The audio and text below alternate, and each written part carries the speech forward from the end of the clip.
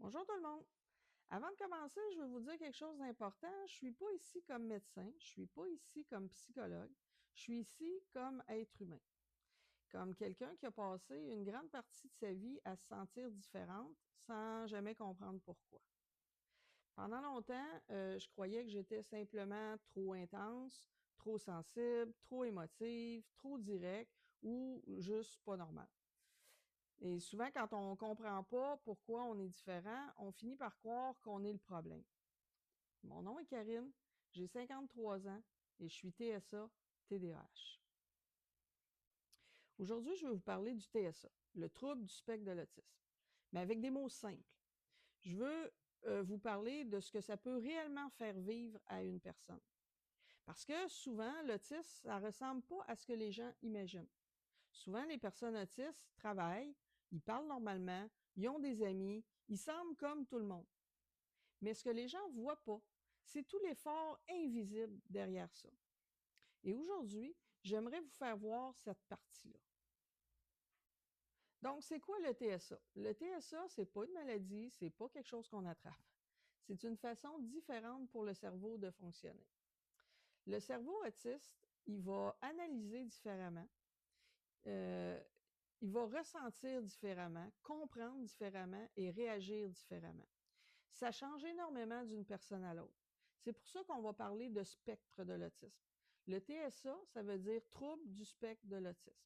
Certaines personnes autistes parlent peu, d'autres vont parler beaucoup. Certaines personnes aiment être seules, d'autres veulent des amis, mais ne sauront pas toujours comment s'y prendre. Il y a certaines personnes aussi qui ont des hypersensibilités au son, d'où le besoin de porter un casque pour couper le bruit, aux lumières, des néons très blancs, le reflet de la neige l'hiver. Les textures, certains tissus, on les supporte pas, ou certains aliments qui vont nous lever le cœur. Des odeurs comme des parfums qui vont nous agresser, par exemple. Les émotions autour de nous. On ressent beaucoup les émotions des gens, un peu comme un sixième sens. Donc, imaginez devoir vivre chaque journée avec un cerveau qui analyse tout très fort. Donc, pour plusieurs personnes TSA, ce qui est normal pour les autres peut devenir extrêmement épuisant. Les traits invisibles. Quand les gens pensent à l'autisme, ils imaginent souvent quelque chose de visible, mais beaucoup de traits sont invisibles. Par exemple, avoir de la difficulté avec les sous-entendus. Analyser les conversations après coup. Exemple, après et avant une entrevue, on voit en boucle tous les moments et on analyse qu'est-ce qu'on aurait pu dire ou ce qu'on aurait dû pas dire. Être honnête est trop direct. Malheureusement, c'est mal vu. Par exemple, si quelqu'un te demande comment tu trouves sa coupe de cheveux, ben en général, pour pas faire de peine, le code social va nous dire de répondre que ça lui va bien.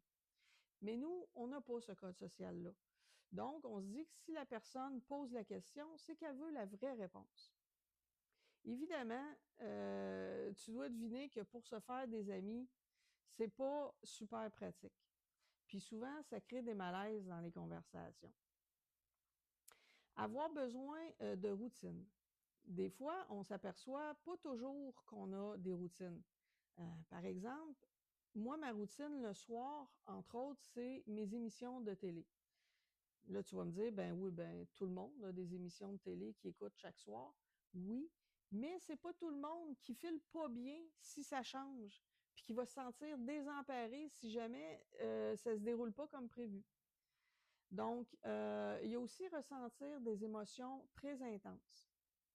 Des fois, quand je suis surexcitée, ça me fait comme mal dans les cheveux. Puis d'autres fois, quand je suis fâchée, j'ai de la difficulté, je dois me contrôler parce que j'aurais envie de briser des choses.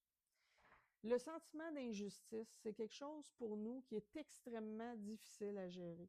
Moi, par exemple, ça me rend vraiment malade physiquement. Se sentir décalé toute sa vie. On a l'impression de jamais être à la bonne place, de pas arriver à être comme tout le monde. On sent toujours la bizarre de la place.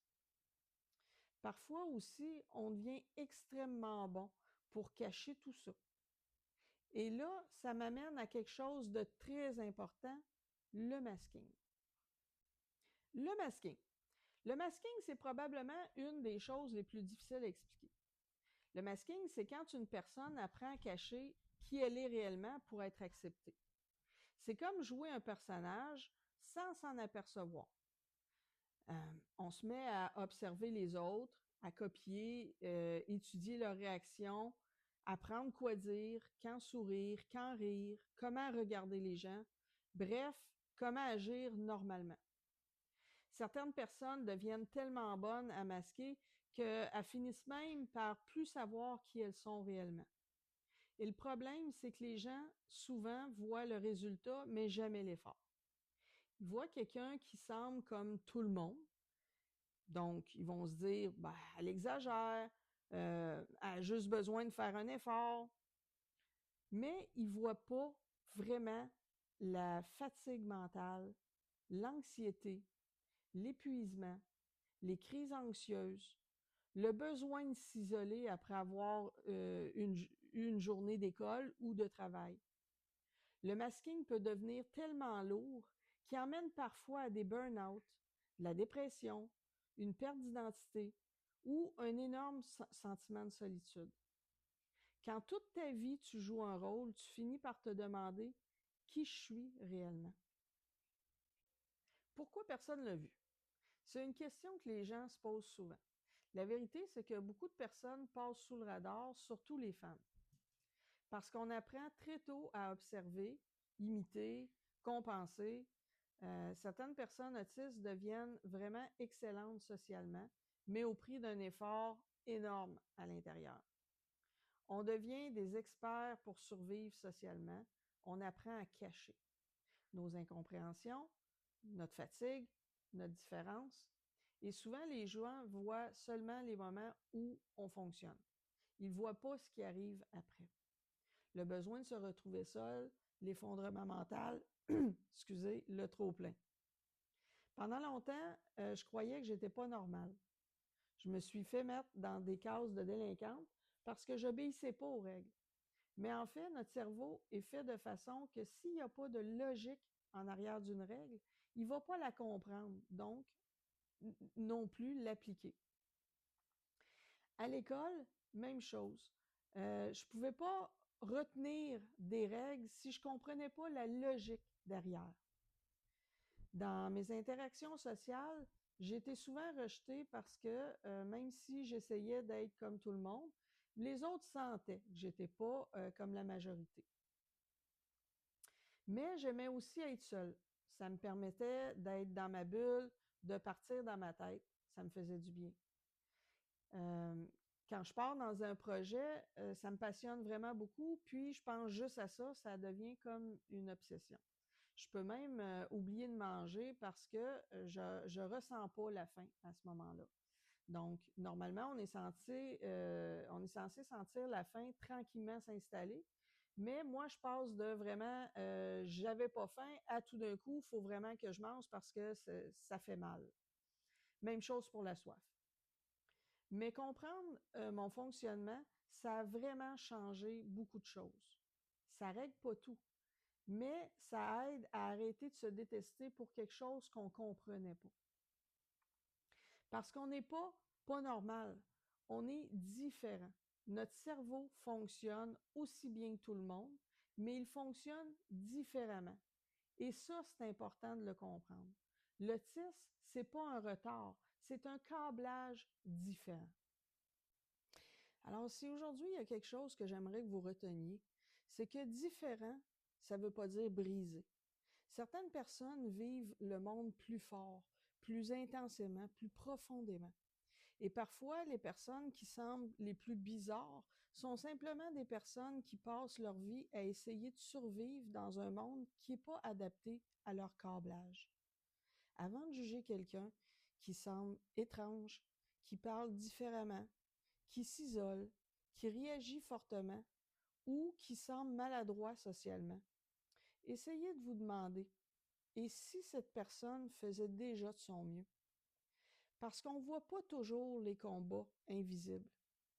Et si toi, en ce moment, tu te sens différent, incompris ou constamment à côté, sache que tu n'es pas seul. Comprendre son cerveau peut changer une vie.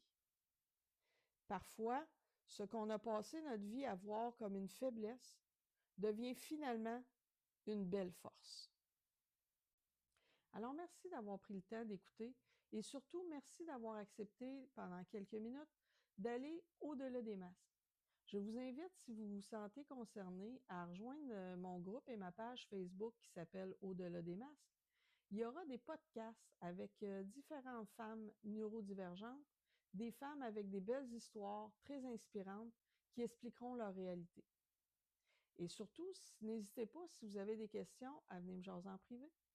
Je marche dans un monde qui ne parle pas ma langue, un décor trop bruyant où mon silence s'étrangle. Je porte des tempêtes que personne ne voit, des pensées qui cognent trop fort contre moi. On me dit d'être simple, d'entrer dans leur case, mais mes ombres débordent, mes couleurs s'écrasent. Je souris parfois, juste pour assurer, mais derrière mes yeux, tout continue de trembler.